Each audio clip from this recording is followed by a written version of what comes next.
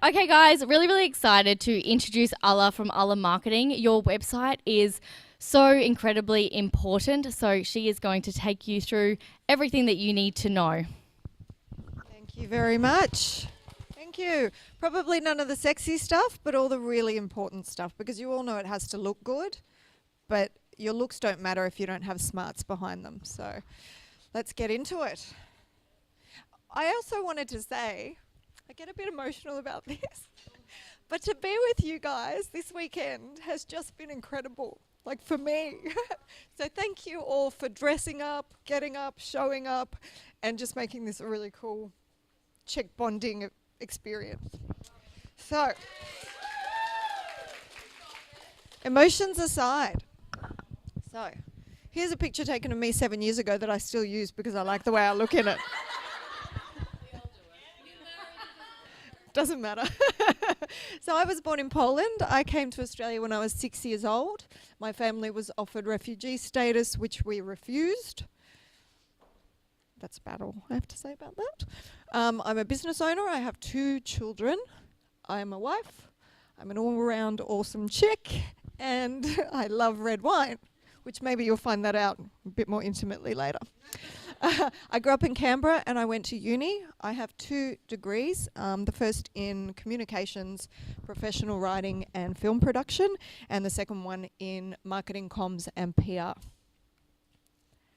And probably none of what I learnt there is relevant to what I do today. And I've worked across all industries, so private, government. Growing up in Canberra, that's sort of what you're sort of conditioned to do. Go straight into government work, and not-for-profit, which is where where my heart really was. When I had children and moved to Brisbane, there was no marketing jobs part-time in the management level. So I thought, if I cannot get a job, I'm just going to make one for myself, and which is what all you guys are looking at doing. So moved to Brisbane, took a leap of faith, had no contacts, but I had a lot of experience, and I knew that my personality was one that people would enjoy. And so I started my own business. I've just completed my 3rd financial year. And I'm pitching for $20,000 to $30,000 jobs now. So you can do it. And I specialise in website development and SEO. We are a full service marketing agency, so we do the whole gamut, but my specialty is websites. All right. So I want to talk about what a website is. So can anybody tell me their definition of a website and what its purpose is? Perfect, exactly. So it's a couple of things. It is a piece of real estate. It is to validate you as a business online. It is a piece of art. It is for you to shine your personality through. It's a piece of you. It's your story. It's who you are. And it's a piece of information about your industry and your business. So you don't just represent yourself. You are representing your entire industry. And remember that.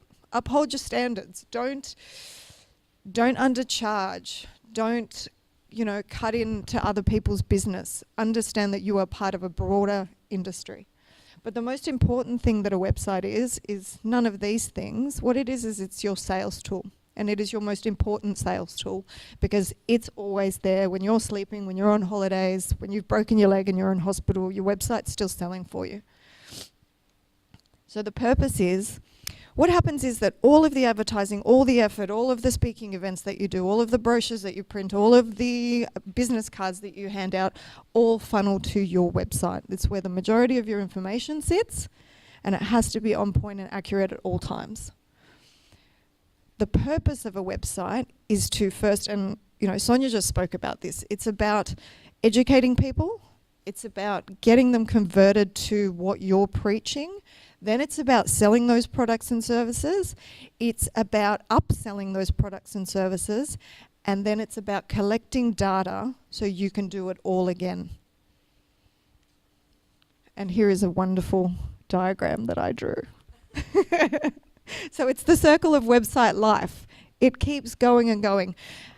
You continue to get new customers that come in, but you want to keep your old customers circling around that what is that? Circle. Circling around that circle. So no matter what you're selling, there are certain elements that every website absolutely has to have. And before I get into that, I want to talk about the different types of websites that there are, and then I want to talk about the underlying principles of how they're put together. So there are probably about 40 different kinds of websites. I'm not going to bore you with all of those. I'm going to focus on 4, but I have put 6 in there because when I put this presentation together, I wasn't quite sure what kind of, breakdown there would be, and now that I know that, I can speak more to some of them. So the first and the most popular is a business, services, or personal brand website. And these can take a few different forms. So the first one is a single page website. And by single page, I mean you open it, there is no scrolling involved, there is not a lot of information in there. You may use something like that if you're just getting started and the majority of your communication is just coming through your social media. You might still be working on pinpointing exactly who your target audiences are. You might not have a portfolio of work and you don't want to expose that to people. So what you want to show is just that you have that real estate. The next level up would be a single page multi-section website, and these are becoming more and more popular. People don't want to, sorry, I didn't think that was working. People don't want to overload people with information and they might just have a really simple message. So when I say multi-section, we've got a website page.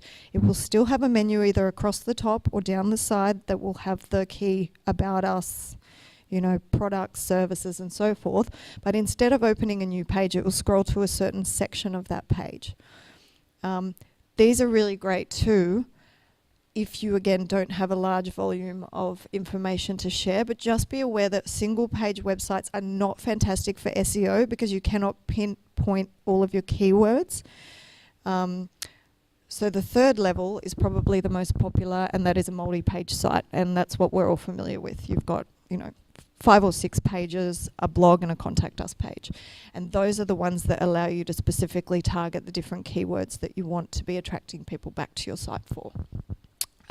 Just as a really basic example, people who use these kinds of sites, marketing agencies, law firms, personal brand advocates.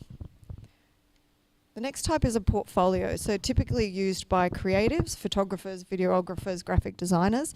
These are people who are selling not a product but their services, and what they want to do is showcase what they can do. They are less likely to have a shopping cart on their page because they might not necessarily have anything that you want to pay for. They want, these guys, they want to come out to you and film your business or what you do. The third type is e-commerce, and I know that a lot of you here will have e-commerce sites, and the purpose of an e-commerce site is to sell a particular product. They can be multi-page. You will have variables in products, so whether you're selling, clothes or dog biscuits or whatever it is, you'll be able to filter those by various categories and other variables. Where they differ from regular business services pages is that you do not need a relationship with that person to make a purchase. You can go on there, literally purchase, and then maybe come back, maybe not. And they are very transactionally focused. I'm not going to talk much about community pages. I'll just say Facebook, and then we'll move on to the next one. Blogs. A lot of these do cross over, but essentially a blog is to express an opinion, and they will either be a personal blog or they'll be a news site. So some examples of news sites that everybody would have heard of are Pedestrian, which is a popular information site, and what happened? And you've got Mamma Mia, which is opinions from female mothers' perspectives and so on. And then you've got your directories. So a directory is one that lists either one industry or several industries. They're usually business-to-business exchanges, so a directory will make its money from another business paying them for the listing, and you'll have the purpose of the shopping cart there will be to pay for subscriptions in order to be featured on that page. These are not to be confused with comparison websites. Comparison websites are specifically designed for the consumer market, not for the business market, and actually, it's probably another presentation on that altogether. But comparison websites have the power to ruin small businesses. So I just want to show you a few examples of some websites that I found online. I didn't want to use any examples of websites that I was familiar with. I wanted to go out there and search a couple of industries and find websites that really jumped out at me, not just because they looked good, which these ones certainly do, but because they have amazing functionality. So this is an event planning website. Don't use these if you guys need an event planner ever as you go. What you can see when you open it up is you can see a beautiful, visual, well-designed site. Beyond that, these guys are using capture information. So when you go onto their site, they're asking you to give them your details. They are integrating with their social media. They have an excellent mobile-friendly site, and we'll get into why that's incredibly important soon. And they cross-path the information between their social media and their website. So everything that you see on their social media directs you back to their website so that you can get, so that they can get you to make those purchasing decisions. Just another example of a marketing agency. So again, these guys are really heavy on capturing your data. They will give you once they capture your data, what they do is they start sending you really great pieces of information on how to market something, how to build this, how to do that. And they will give you all of that information because they know perfectly well that you're not going to do it yourself. So, and that is an absolute golden piece of information for you. The lady who makes cakes, you can literally give them a recipe, do a video of you doing it and decorating it, or buying the cake from Woolies like we talked about the other day. They're not going to do it. They're not. We all know that. So, types of the different platforms that we can use to build websites. So those of you who already have a website, can you call out what platform your website is built on? Okay, so we've got a real mix.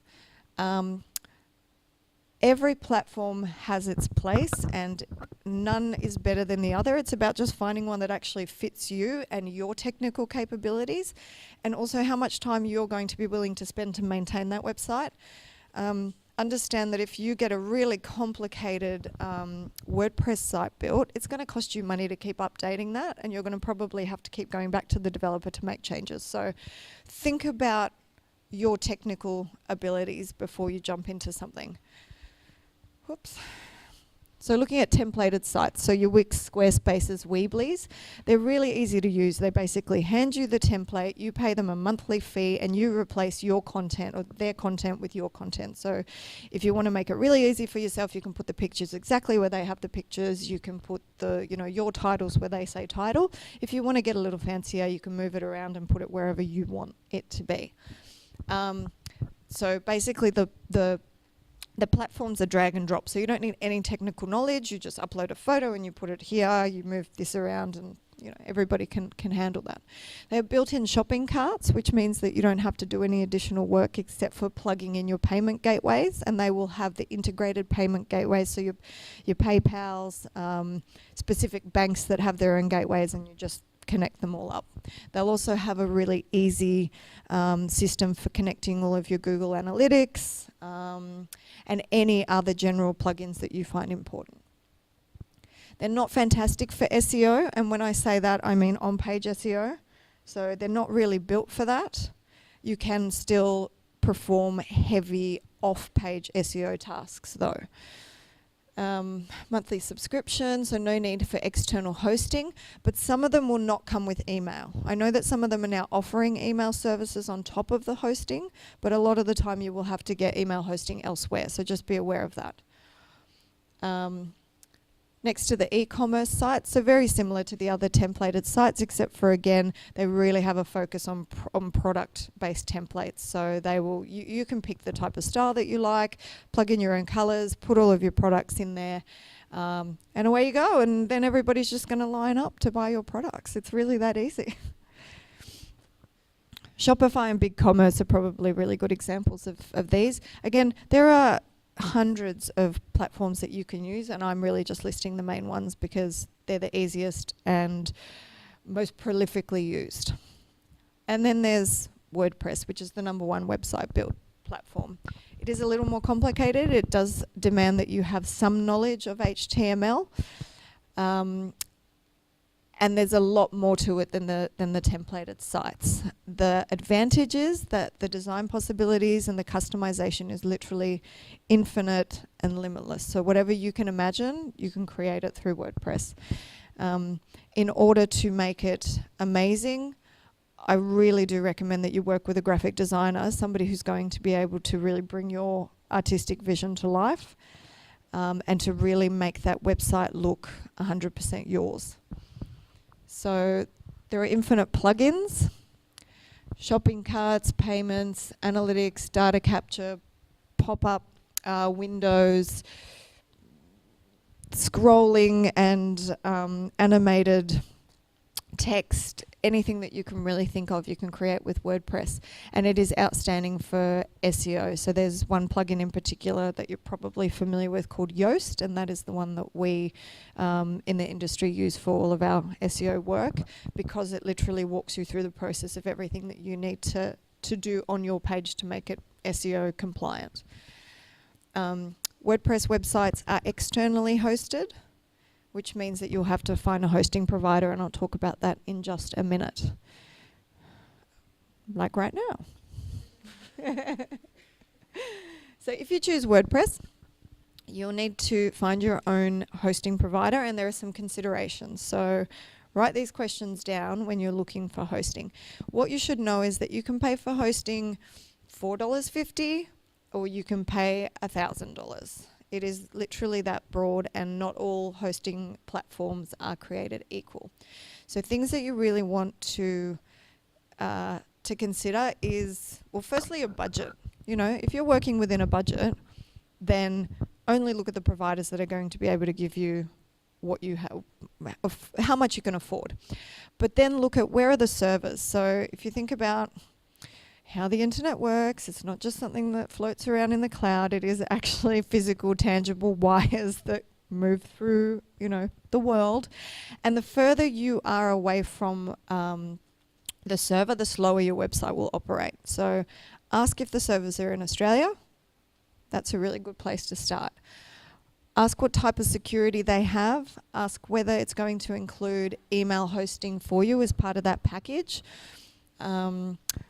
Whether they're going to host your domain as well. So your domain hosting, so www.alamarketing.com, is separate to hosting your website.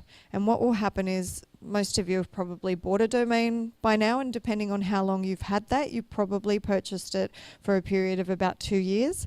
And after that period, you'll get, and it might have cost you $9.50. Most likely it did. After 2 years, you're going to get a fabulous email saying, it's time to renew your domain, $250, thanks.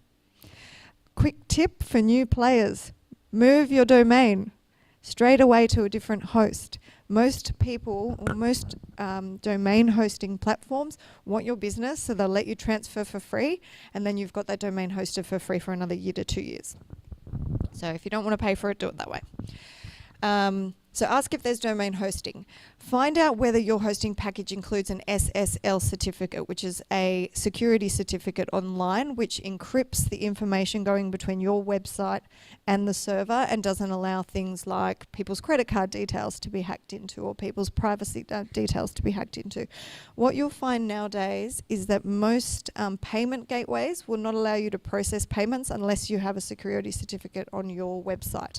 And you can see that when you look at your website's URL, or any website's URL, it will have a little section that will say secure or not secure, followed by the letters either HTTP, www, or HTTPS, which means it's a secured site. So another tip, if you are shopping online and you're on a website that doesn't have a security certificate, don't put your credit card details in there. Okay. Are they going to do updates on your website? For instance, if you have a WordPress website, are they going to update your plugins for you? Most likely they're not, but some of them that offer a more premium service will do that. And are they going to offer backups? So remember, backups of your website are essential. What happens if you have a cyber attack and your entire website goes down and you haven't backed up to an external device? If you have the backups and the backups are going somewhere external, you can just reload that website. It might be a day old, some things might have changed, but you haven't lost all of your data. Okay, so are they local? We talked about that. And lastly, how much does it cost? Think about it. And shop around. There are plenty of options. Remember too that a lot of resellers, so if you're going to local hosting providers, which is great because it means that you're going to be able to get somebody to help you out if something goes wrong and actually speak to somebody that's close by. A lot of them are just resellers for Melbourne IT, which is one of the largest hosting providers in Australia. So the servers are still, they're going to be in Melbourne, Sydney, wherever they are. But you're going to get that personalised service. Okay, so now for the fun bit. The parts of your website that are absolutely essential. So must have. Let's just recap what the website is. So we're talking about real estate, we're talking about aesthetics, we're talking about the quality information, and then its ability to sell. So the number one essential is that your website is fast. We are very impatient humans. We do not have time to wait and wait and wait for your pretty pictures to upload.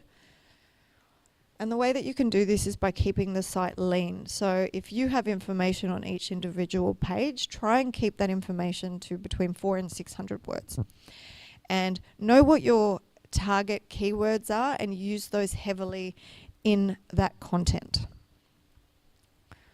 Check your website speed. So if you already have a website and you're not sure whether it's performing well in terms of speed, there's a handy little tool by Google, Page Speed Insights. You can literally just Google that and it will give you a little report on how well your site's doing, and it will tell you where the problems are and you can change those. So it's a free service.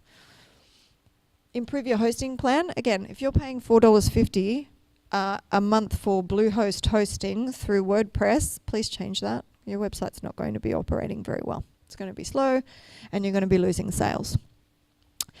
And probably the most important two things are your images. So compressing your images, cropping them down to the bare minimum of what's in that picture, and making sure that they're optimized to 72 dots per inch, which is screen resolution, as opposed to 300 dots per inch, which is print resolution. It's essential that you're not putting, 5 gig pictures up on your website without even knowing it. Some of the templated websites, such as Squarespace, will actually reduce the file size for you, but WordPress will not. So just be really aware of that.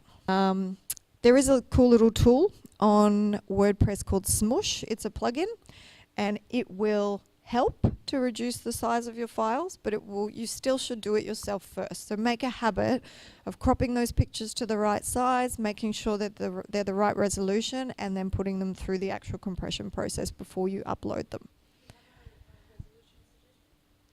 72 dpi. Yep. That's the standard screen resolution. You'll get the best visual out of a picture. Please correct me if I'm wrong, photographers. I'm not wrong. Other software. So the picture should be larger to begin with so that it's optimized for that size. But the 72 dpi is still the right resolution, but the size of the image is different to the resolution. So your size for an image that size might be something like 400 pixels by 600 pixels in size, but the resolution, which means the little dots, will still be at that 72. Some software you can use, Photoshop if you want to pay for it, and if you have the capabilities to use it. It is a tool that you can't go wrong with, though. It's it's the industry standard for photo changing shaping. There are tons of other ones you can get online. There's one called GIMP, for instance, which is not going to cost you. So, as an example, Photoshop costs approximately, I don't know what it costs by itself, but for the whole Adobe Suite package, it's approximately $1,500 a month. Sorry, not a month, that's scary. A year to use it for Photoshop. Oh, wow. That's amazing.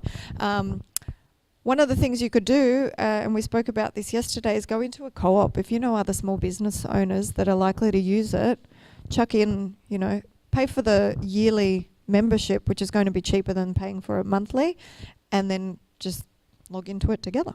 Or not together, but through the same login. Okay, the last thing that's going to slow your website down is plugins. I talk about how great they are, but in fact what they really are is they're files that sit on your server, and the more files you have on your server, the slower it's going to go. So think about this. WordPress has a fantastic Google Analytics plugin that gives you all of the analytics that you need in the snapshot of when you open up your WordPress page. But you can do without it. You don't need your server going back and forward to Google and pulling the analytics to show you a nice little neat report, when you can log into Google Analytics in their platform and have a look at all that information in detail. It's a very big plugin. It does slow your site down. Okay, number 2, mobile phone responsiveness. It is not okay for you to have a fantastic website on a desktop and something that does not then translate on the phone. And the reason why is there are more mobile phone subscriptions in this country than there are people. And the download numbers, so these numbers aren't going to they didn't even make any sense to me, but they're impressive. The download for the quarter that just ended in June was 246,765 terabytes. So you can purchase external hard drives now, which are 1 terabyte that you couldn't in your lifetime possibly fill up, unless maybe you're a videographer. This is what we download as a country, and you're probably saying, well, what does that mean? And all that it really means is that you need a mobile responsive website, because people are looking at your website as more often, most likely, on a mobile site. Number 3, so tracking enabled. The same as your budget, you need to know what kind of traffic, whether it's quality, and where people are going on your website. So you 100% need analytics, and you need to look at them all the time. The reason why we do this is so that we can prove the return on investment. You can find those sweet spots in your website, and you can also find those cold spots in your website. Why isn't this converting? Why isn't this working? I've put so much time and effort into these particular call to actions and no one's clicking on it. You'll be able to recognize patterns if you're looking at your analytics all the time, and you'll be able to make the changes in your website in order to boost those areas. So we want to know, what pages are they visiting? What are they clicking on? What movements are they making around my site? Are they coming to my website and not touching anything and not moving from page to page and then leaving again? And what that is called is a bounce rate. You don't want people to do that unless you've got a one-page real estate where there's nothing to click on. So start identifying those patterns, and then you're able to make those improvements. Some of the tools to use, so Google Analytics, number 1, free, gives you so much information that you could go down a rabbit hole looking at all sorts of things there. But that's your number 1. That has to be connected to your website. And whether that's a templated website or WordPress, connect it and look at it all the time. If you're more visual, you could, so Google's free. If you're more visual and you've got some money in your pocket, you could download Hotjar, and what that does is heat mapping for you. So you'll literally get a snapshot of your website, and you will have it would be coded from red to blue, and you'll be able to see the areas that people hover on and click on, and you'll be able to see the areas that people are avoiding altogether. So that's a really good, fast way to determine where people are moving around your site. And then there's Kissmetrics, which is very detailed, very user-friendly, but it is quite costly. So I recommend just get used to using analytics and then move to the others as you become an advanced player. SEO. So who doesn't know what SEO is? Okay, seeing as you all know, now I want to know, what is SEO? So SEO is search engine optimization. It's a series of activities that we undertake both on your website and off your website in order to tell Google that you're awesome, that you're worthy, and that it should index your website above all the other websites that have the same keywords, the same information as yours. And it's an ongoing activity. It's not something you pay for and somebody does for you and then you're at the top and congratulations, here we go. It's ongoing forever because it's a fight. It's a fight between you and the other person that's doing it. So what you find when you start an SEO campaign is you'll start somewhere around, nowhere, page 500. And over the course of the months, you'll start rising quite quickly because you've had no activity and suddenly you have quite a lot. And you'll probably get to around page 50, 30, 25, and that's when it becomes much harder to get into those rankings. And what you're really trying to do, if that is your strategy, because not everybody needs SEO, not everybody needs to come up as the top Google listing, but if that is your strategy, you're trying to come up in the first top 10 or on the front page because nobody's going to page 5. At most, they'll get to page 2, and it really depends on the depth of information that they want from a certain provider or a store. So, here's an example. If you're selling soap and a rope in Tamworth, and someone Googles that, you want to be number 1 for soap on a rope in Tamworth. Ta-da! And I will go through SEO in the breakout session. So I want to I will focus on off-page SEO. Here I want to talk about on-page. So the number one thing that you have to remember with your website and your individual pages is that you're not just optimizing for Google, you're also optimizing for your users. So a lot of people will do just Google optimization and they'll do what we call keyword loading, and the site won't be very engaging to people. And Google now monitors that too. So there are some techniques that you can use. I think it's the second one. So putting multimedia, videos, screen grabs, photos on your site. It doesn't actually have a direct impact with SEO. So Google doesn't read those particular images, but what it does read is the engagement that your users have with your website. And it says, hey, people are hanging around here a bit longer. It must be really interesting. Let's bump it up another level. Title tags. So your title tag is essentially the title of your web page. So don't leave it as something random. Make sure that it's very relevant to whatever information is on that page or on that blog. We really want to know what our keywords are and use them effectively. Keyword positioning.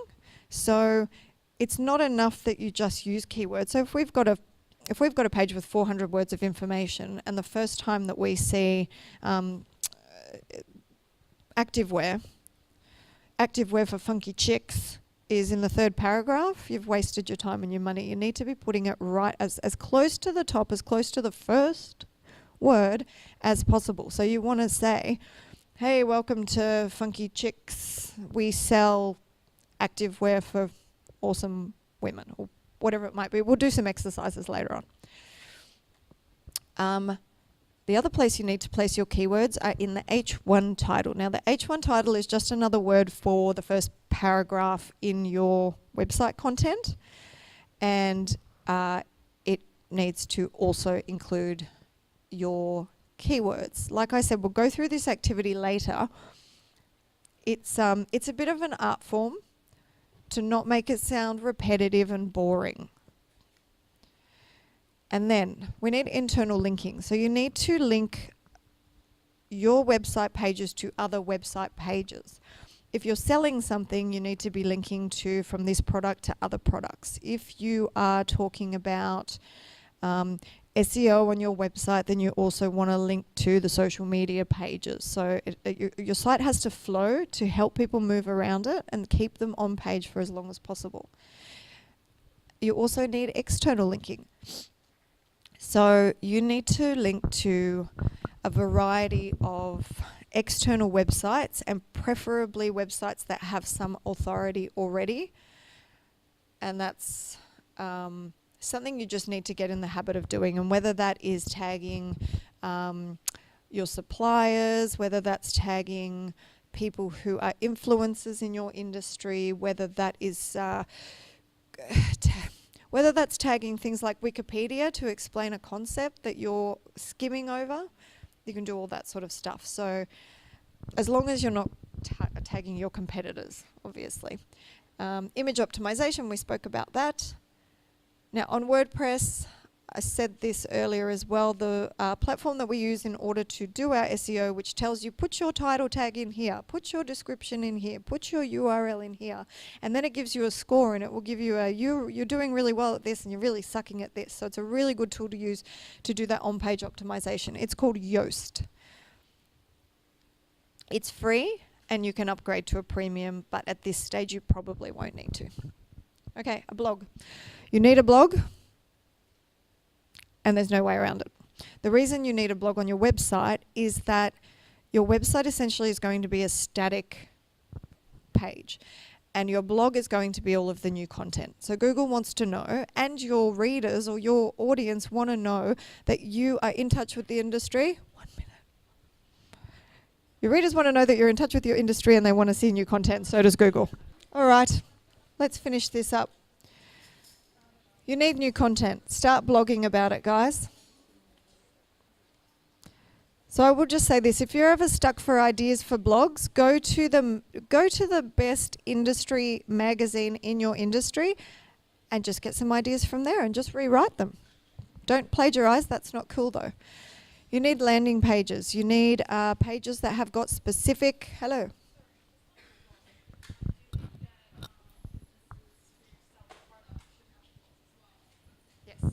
Absolutely, yeah, and you can talk about all number of things within, you know, if it's clothing, you can talk about the latest trends. There's so many things you can blog about. You need you need to have landing pages which are going to have specific goals of either selling a particular product or capturing data. I want to go through this quickly now. Email marketing, lots of people have covered this already, but definitely have an email capture section in your website and start honouring and using those particular emails to contact people. In order to get their email addresses, give them value.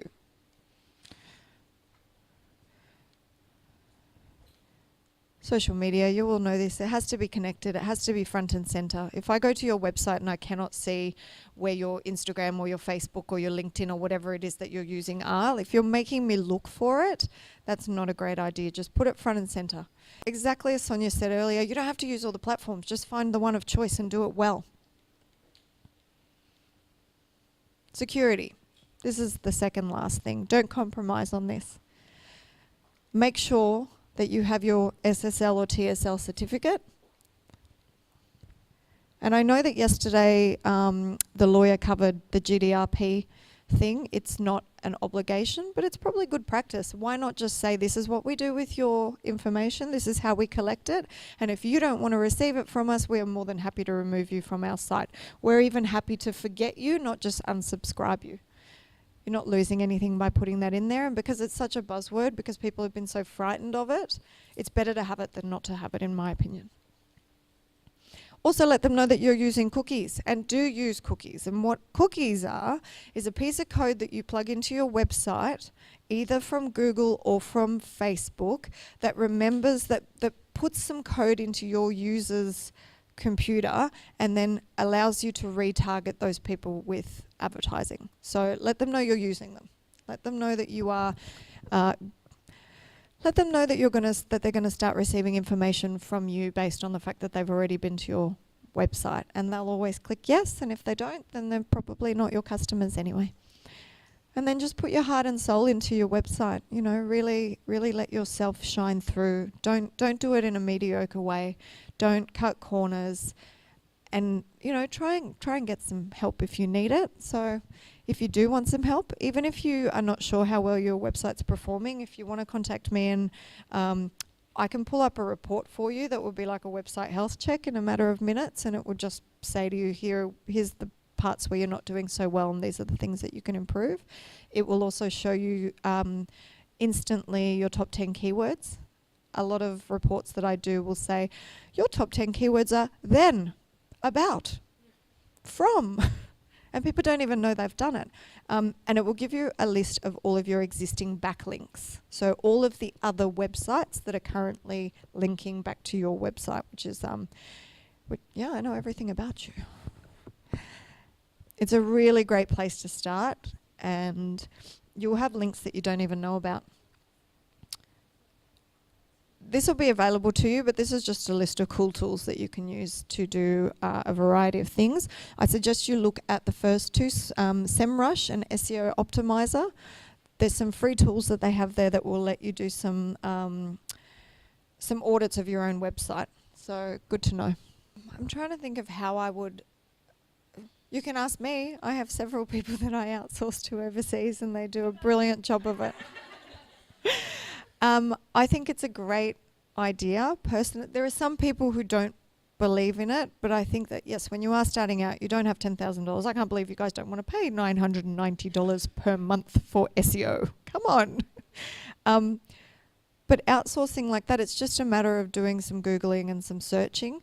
SEO, the one thing to be aware of with SEO outsourcing, and I don't do that overseas, is that they don't understand local campaigns. They do things, sometimes they use techniques that are not technically ethical, and they'll get you to a certain point and then you can't get any further. So I wouldn't recommend outsourcing your SEO overseas, but if you want help with website stuff, they're out there and they're good, so I'm happy to help you with finding somebody so that it can be within your budget, because you are growing. You can't be expected to pour millions of dollars into something if you also need to eat food. Thank you, guys. Thank you so much.